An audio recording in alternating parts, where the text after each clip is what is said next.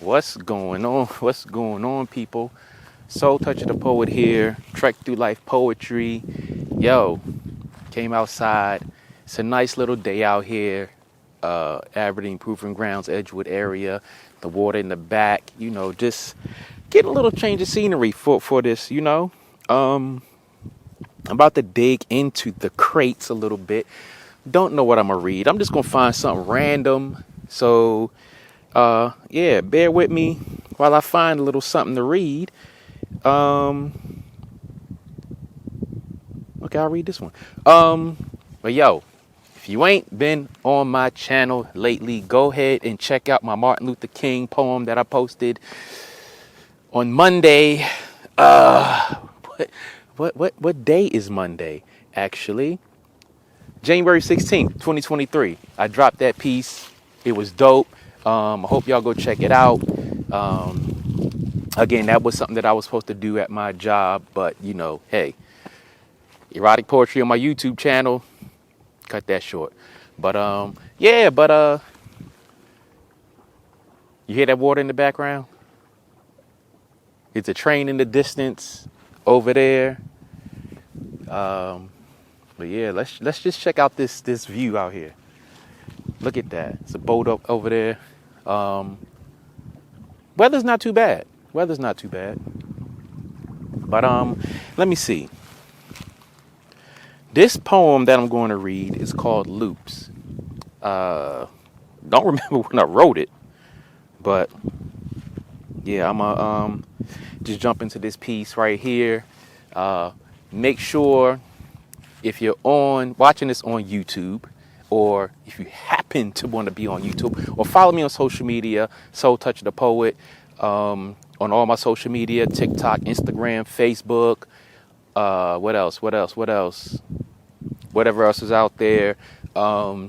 Trek Through Poetry Podcast on whatever podcast platform that you subscribe to. If you're catching this on Spotify, you can catch the video version of this as well. So go ahead, support your boy, and let's get it cracking. But I'm going to read this poem right here. It's called Loops, and we'll get into it right now.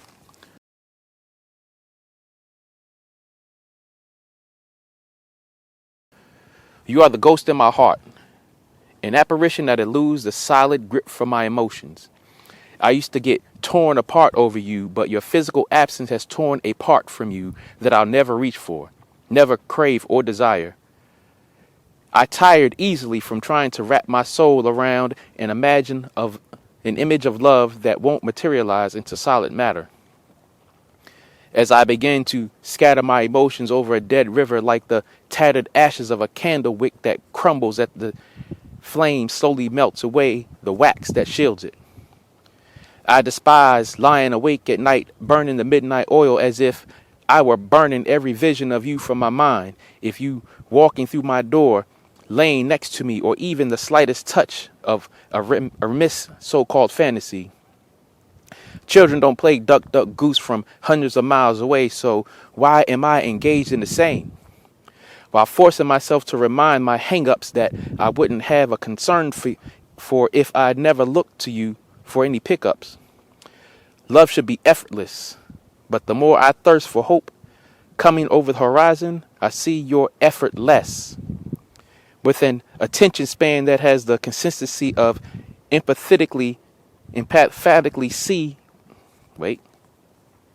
With an attention span that has the consistency, I emphatically see why your ghostly hands can't hold me. And they say communication is key.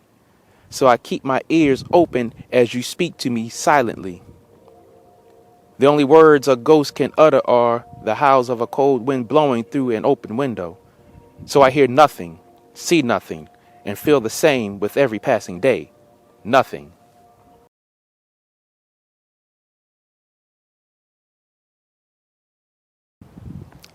Excuse the pause, but the flag was coming down, so I had to stop.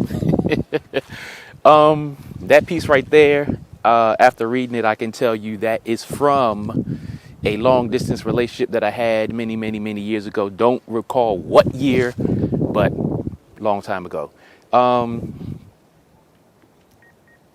So yeah, long distance relationships are tricky.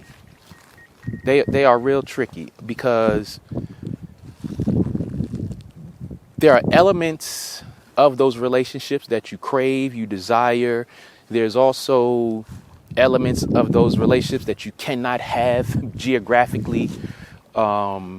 You want that person's touch, you want that person's presence, you want that person to be available, and all that good stuff. But depending on how many miles separate the two of you, it's literally impossible.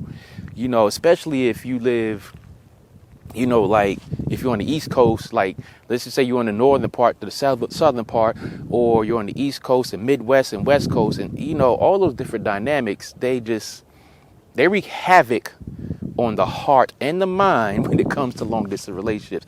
It's kind of hard to maintain something like that, especially when you need that touch from that person, that time, and all of that stuff. Yeah, nowadays we can video call, we can text, we can do all of those things, but at the end of the day, nothing beats being able to be with that person in person, physically, mentally, emotionally, and all that stuff. So,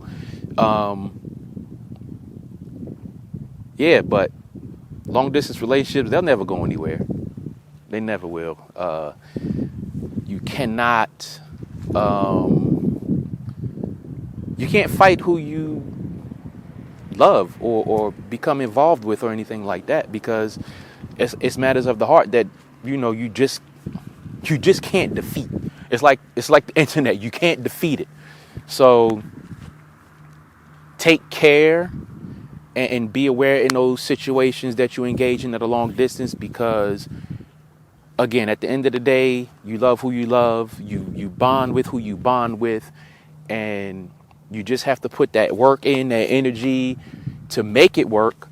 And hopefully in the course of that, you will come to a mutual space to where either you continue that long distance relationship, you make it work with one traveling or the other traveling, or you make it work in the sense of one or the other person moves depending on what their situation is individually. Sometimes it's harder for women because women have children, younger children that they're in school and this, that, and they don't uproot their children. Plus they have their little networks of support that they don't want to leave. And it's definitely hard to leave your support network for an unknown. But hopefully in those situations, your support network, your support system is strong, or you and that person have developed a support system to where, that person will never feel shuttered. For men and women, it's often based on what their career is. Some people may be in a career to where it's difficult for them to move like that. So that has to be taken into consideration. The other thing is, where are you going to go? That's another thing, because it's one person may live in a geographical area or a climate that's suitable to them. They might not want to move to a colder area. They may not want to move to a warmer area. It's all of those things that factor in. I know for myself, I wouldn't mind moving to a different area, but when I look at the geographical location of where I am and the salary that I make, it's ideal for me. Like, I can get to a lot of places from where I'm at, but this may not be suitable for somebody else.